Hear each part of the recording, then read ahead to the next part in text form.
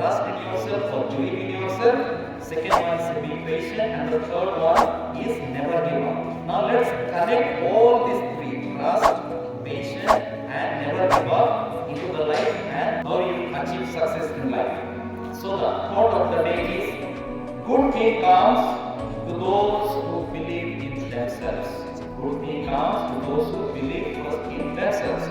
But the better thing comes to those who are patiently believe in themselves and keep on working.